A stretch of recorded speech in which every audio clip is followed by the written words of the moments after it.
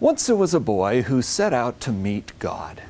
Now, he knew that it was going to be a long day, and so he packed up his suitcase with root beer and Twinkies. He didn't get too far, just down to the local park, plopped himself down on a bench right next to an elderly woman.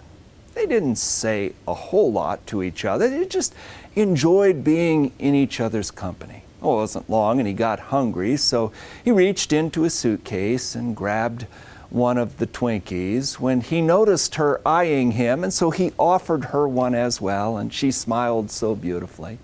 They enjoyed eating their Twinkies. Later that day, he got thirsty, so he pulled out the root beer, and again, he offered one to her, and she smiled so brightly.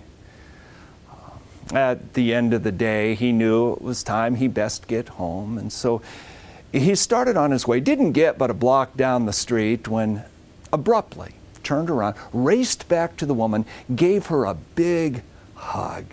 This prompted a 500-watt smile, the biggest, most beautiful smile he had ever seen. When he got home, his mom noticed that he seemed to be so happy. "What did you do today?" she wondered. And he said, "Well, of course I'm happy. I just spent my day with God." And did you know she has the most beautiful smile I've ever seen? Meanwhile, the woman went home to where she lived with her son.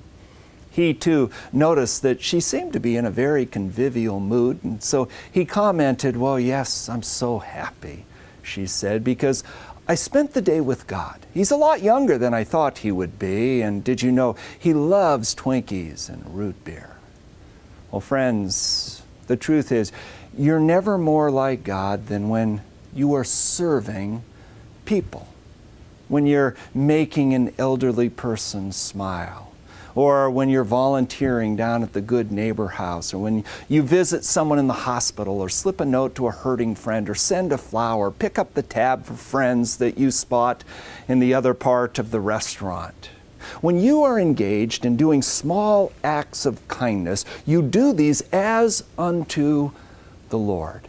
Your expression of love is small, but it is not insignificant. 1 Peter 4:10 says, "Each of you should use whatever gift you have received to serve others as faithful stewards of God's grace in its various forms." Whatever your spiritual gift might be, whatever your talent or your passion, whether it's teaching or evangelism or mercy, no matter your spiritual gift, Peter tells us, you are to use that gift to serve people. Gary Chapman includes acts of service as one of the 5 primary love languages. So, start today.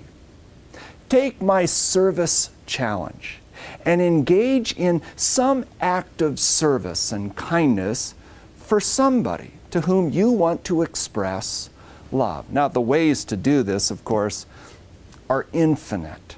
I just Googled the other day, how do I express kindness? I got lists of hundreds of ideas, such as when your spouse is in the shower, swipe the towel, put it in the dryer so that it's all warm and fluffy when he or she gets out. Or, how about this? Bring a bucket of donut holes to work with a note to your colleagues telling them how much you appreciate them. Or, babysit for free. Leave money on the vending machine with an invitation to a stranger to enjoy a cold drink or a snack on you.